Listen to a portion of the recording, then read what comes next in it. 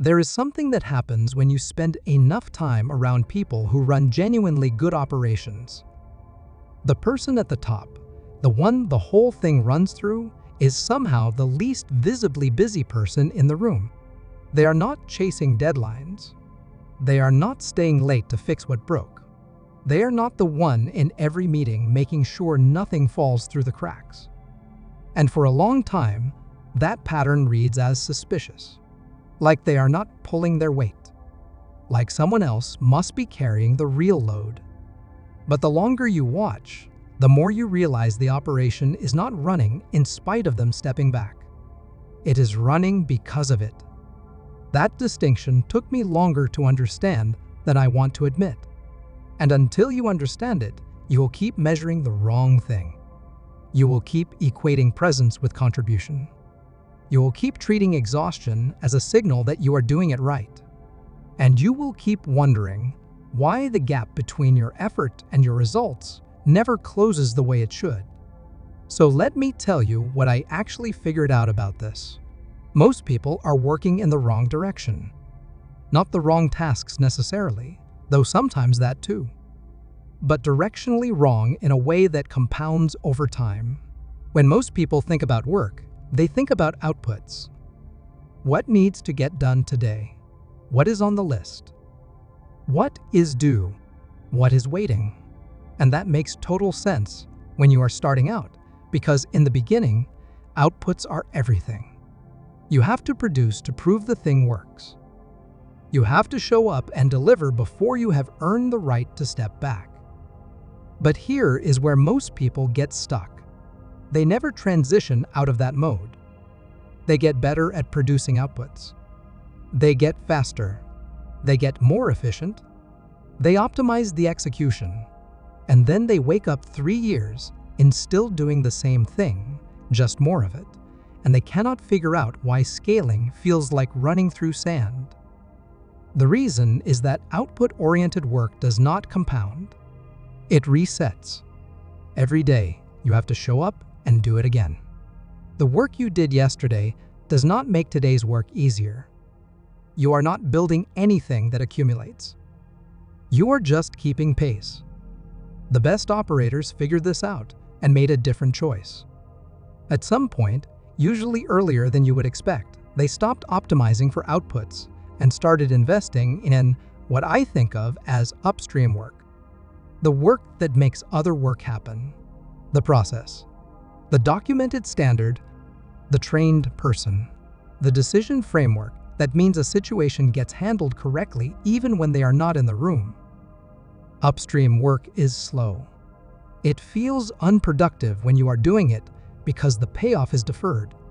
You spend a week documenting a process that takes you 20 minutes to do yourself, and on the surface that looks like a terrible trade. You spend time training someone to handle a responsibility you could have knocked out in an afternoon. None of that feels like real work in the moment. It feels like overhead. But what you are actually doing is removing yourself from the critical path. Every piece of upstream work you complete is one less place the operation has to route through you. And over time, that compounds in a way that outputs never can. This is why the best operators look like they are barely working. They are not barely working. The heavy lifting happened earlier, in a season you probably were not watching. What you are observing now is not their workday. It is the return on a workday that already ended. And I think that reframe matters, because once you see it that way, you stop trying to copy their pace, and you start trying to understand what season they were in 3 years ago, when nobody was paying attention. The second thing I want to name is what I call the proximity trap. And this one is subtle because it disguises itself as diligence. Proximity to work feels like progress. When you are deep in the task, when you are the one handling it, when everything is moving through your hands, there is a sensation of forward motion that is genuinely hard to give up. It feels responsible. It feels like ownership. It feels like the right thing to do because you care about quality and you trust yourself more than you trust anyone else to get it right. But proximity and progress are not the same thing. Being close to the work is not the same as the operation moving forward. And the longer you stay in proximity mode, the harder it becomes to build the upstream layer, because you are always too busy executing to invest in the infrastructure that would eventually let you stop executing. The best operators broke that cycle deliberately. They made a decision, usually an uncomfortable one, to get above the work before it felt safe to do so. They let things run imperfectly through a process or a person while the system was being broken in. They tolerated a dip in output quality during the transition period because they understood it was the price of the compound return on the other side. Most people never make that trade, not because they are lazy or unambitious, but because the building season feels identical to the struggling season.